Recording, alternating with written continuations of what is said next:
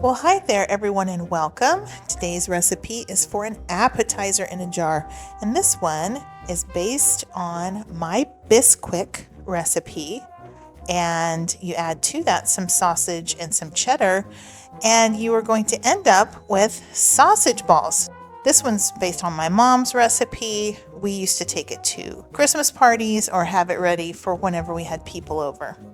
All right, you're going to start with my Bisquick recipe, and I'm doing this in a food processor. Of course, you could do this in a bowl, and it's just regular ingredients that you would imagine would go into a biscuit recipe.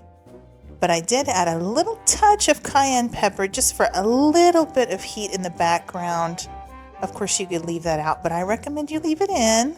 I'll include the full recipe in the description box. You'll want to just kind of mix that up before you add the fat to it. Now, my mama always used lard. You can use shortening, of course, but I am using lard because that's what my mama did. All right, and you'll go ahead and mix that up and make sure it gets really well combined. I did several pulses, and then it ends up looking like sand. It's kind of the texture of sand. So go ahead and put that Bisquick mix in the bottom of a quart jar, and then put a quart-sized bag on the top of it so that your cheese, your sausage, and your milk powder can go into the quart-sized bag because you need to keep them separate. And go ahead and pulse your cheddar and your sausage in the blender. Those both need to be smaller in texture because they do not have time to hydrate fully if you leave them the way they come in the can. So they have to be blended just a little bit. Now this is based, like I said, on my Bisquick recipe that's already up on my channel. I'll link to it. But this one is about half of the recipe that I have up. It would have been too much of the biscuit mix to put in with the sausage and the cheese. And this recipe that I'm going to show you here, this makes 30 sausage balls. So it's plenty of sausage balls. And for some reason, I turned off my camera and I didn't get it when I put the instant milk in there. But that is our instant milk powder.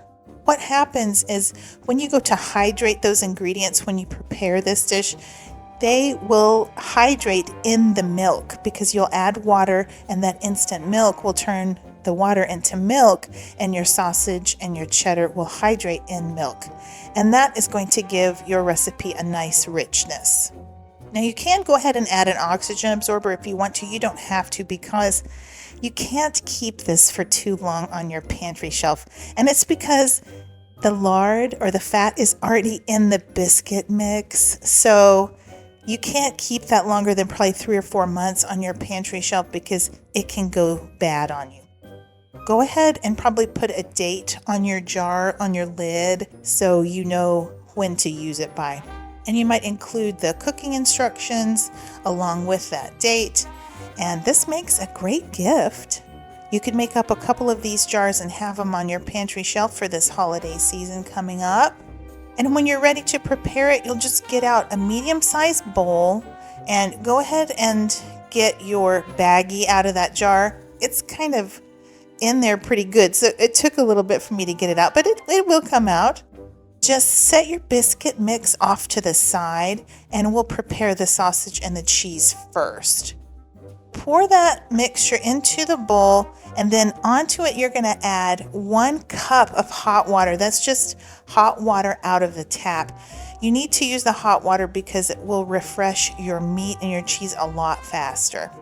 Now, you're going to think, oh my goodness, that's way too much water. But it's not.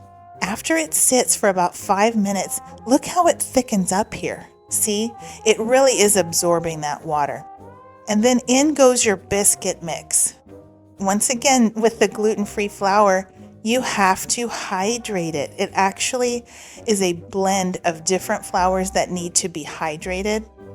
So it's going to soak up a lot of that excess moisture. So give it a stir, and then you have to let it sit. And it's a great time to let it sit while you preheat your oven to 375.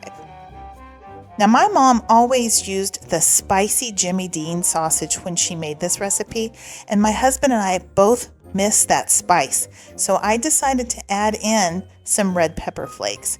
But if you don't like spicy, just skip that part. After sitting around for another 5 minutes or so while my oven preheated, it is ready to scoop out onto a baking tray. I like to line mine in parchment paper. And I just used a little cookie scoop. This ended up, like I said, giving me 30 sausage balls. So I did 6 by 5. And there they are. That's 30 sausage balls. I think what happened is I mismeasured my water. I put a little bit of extra water in mine. So when they baked, they kind of spread out. But the recipe is correct. And I think yours, when you make this, there will be a little bit more like the shape of a ball and less like a disc. But nonetheless, the flavor is incredible. I baked mine for the full 25 minutes because you do need to have at least a medium brown color on the outside because you want your bottoms to have that crunchy bottom. See that bottom? That's how you want it to look. You'll have a crispy, crunchy exterior and a soft middle. And they look just like the traditional sausage balls. And they taste just like them too. When I went to take pictures, it had gotten dark outside. So yeah, my lighting's not very good. But the taste of these is fantastic. My husband and I actually like to eat these for breakfast because it's sausage and cheese and biscuit. So what's not to like, right? Okay, guys. Well, thank y'all so much for watching. I hope my videos are teaching you a little something about how to cook with the freeze-dried food. I am just really enjoying myself.